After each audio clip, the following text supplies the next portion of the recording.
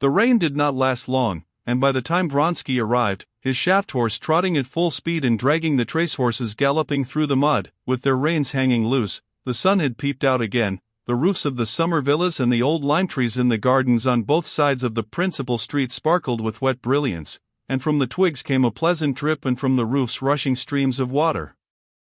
He thought no more of the shower spoiling the racecourse, but was rejoicing now that, thanks to the rain, he would be sure to find her at home and alone, as he knew that Alexey Alexandrovitch, who had lately returned from a foreign watering place, had not moved from Petersburg.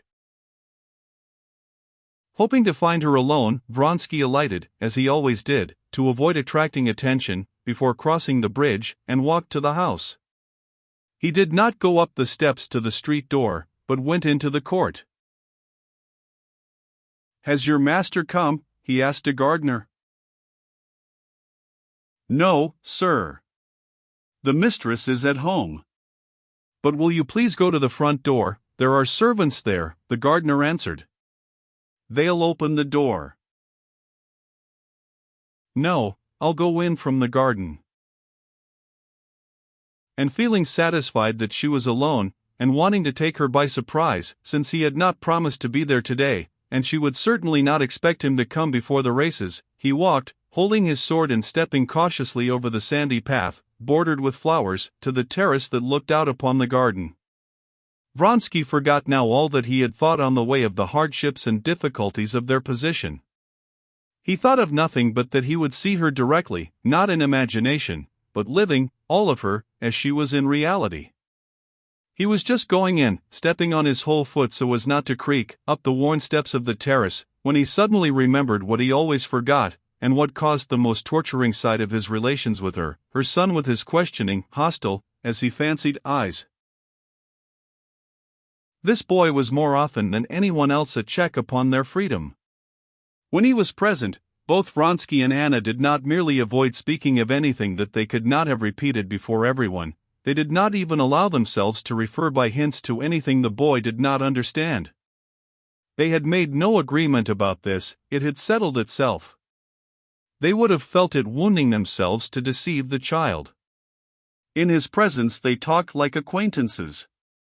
But in spite of this caution, Vronsky often saw the child's intent, bewildered glance fixed upon him, and a strange shyness, uncertainty, at one time friendliness, at another, coldness and reserve, in the boy's manner to him, as though the child felt that between this man and his mother there existed some important bond, the significance of which he could not understand.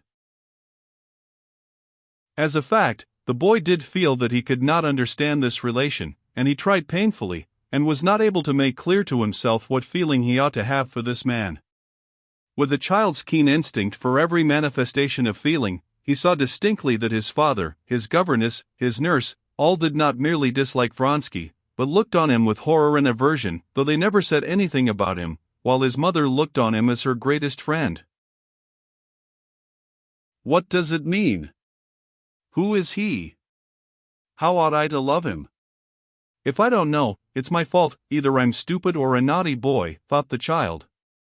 And this was what caused his dubious, inquiring, sometimes hostile, expression, and the shyness and uncertainty which Vronsky found so irksome. This child's presence always and infallibly called up in Vronsky that strange feeling of inexplicable loathing which he had experienced of late. This child's presence called up both in Vronsky and in Anna a feeling akin to the feeling of a sailor who sees by the compass that the direction in which he is swiftly moving is far from the right one, but that to arrest his motion is not in his power, that every instant is carrying him further and further away, and that to admit to himself his deviation from the right direction is the same as admitting his certain ruin. This child, with his innocent outlook upon life, was the compass that showed them the point to which they had departed from what they knew, but did not want to know. This time Seryoza was not at home, and she was completely alone. She was sitting on the terrace waiting for the return of her son, who had gone out for his walk and been caught in the rain. She had sent a manservant and a maid out to look for him. Dressed in a white gown, deeply embroidered, she was sitting in a corner of the terrace behind some flowers, and did not hear him. Bending her curly black head, she pressed her forehead against a cool watering pot that stood on the parapet, and both her lovely hands, with the rings he knew so well, clasped the pot. The beauty of her whole figure, her head, her neck, her hands, struck Vronsky every time as something new and unexpected. He stood still, gazing at her in ecstasy. But, directly he would have made a step to come nearer to her, she was aware of his presence, pushed away the watering pot, and turned her flushed face towards him. "What's the matter?" "You are ill," he said to her in French, going up to her. He would have run to her, but remembering that there might be spectators, he looked round towards the balcony door, and reddened a little, as he always reddened, feeling that he had to be afraid and be on his guard. "No, I'm quite well," she said, getting up and pressing his outstretched hand tightly. "I did not expect the mercy." "What cold hands," he said. "You startled me," she said. "I'm alone, and expecting Serioza. He's out for a walk. They'll come in from this side." But, in spite of her efforts to be calm, her lips were quivering. "Forgive me for coming, but I couldn't pass the day without seeing you," he went on, speaking French, as he always did, to avoid using the stiff Russian plural form, so impossibly frigid between them, and the dangerously intimate singular. "Forgive you? I'm so glad." "But you're ill or worried," he went on, not letting go her hands and bending over her. "What were you thinking of?" "Always the same thing," she said, with a smile.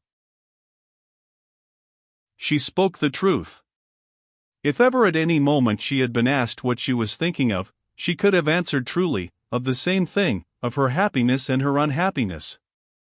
She was thinking, just when he came upon her, of this. Why was it, she wondered, that to others, to Betsy, she knew of her secret connection with Tushkevich, it was all easy, while to her it was such torture? Today this thought gained special poignancy from certain other considerations. She asked him about the races. He answered her questions, and, seeing that she was agitated, trying to calm her, he began telling her in the simplest tone the details of his preparations for the races.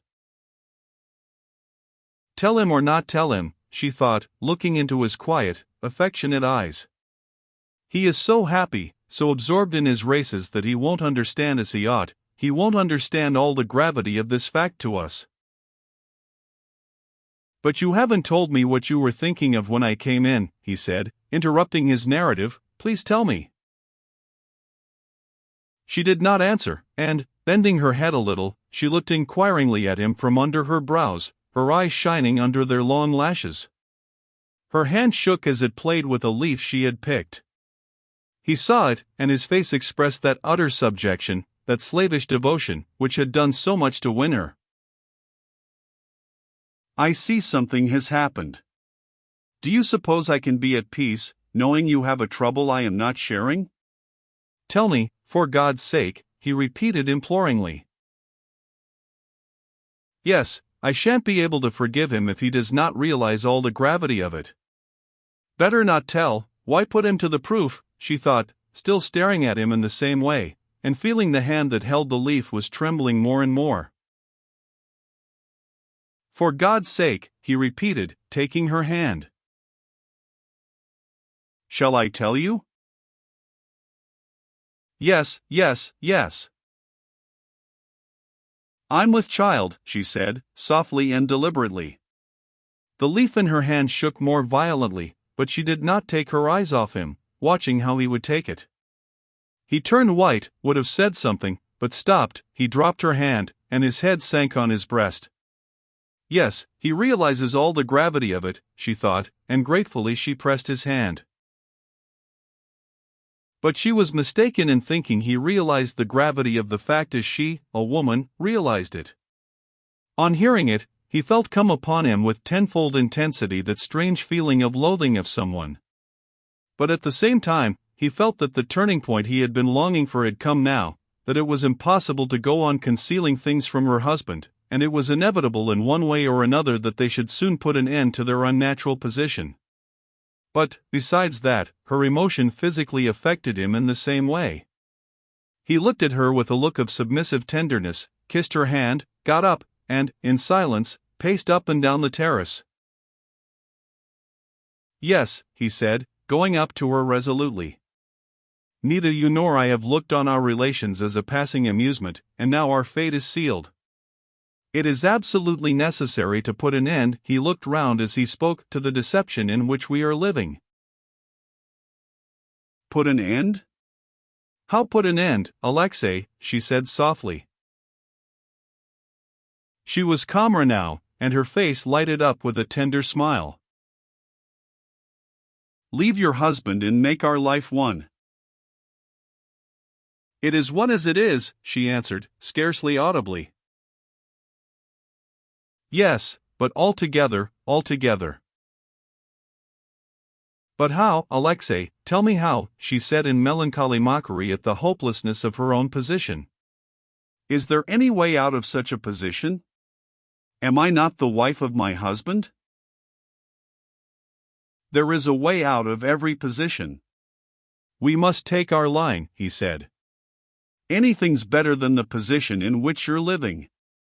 Of course, I see how you torture yourself over everything, the world and your son and your husband." "Oh, not over my husband," she said, with a quiet smile.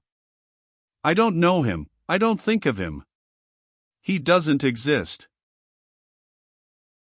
"You're not speaking sincerely. I know you. You worry about him too."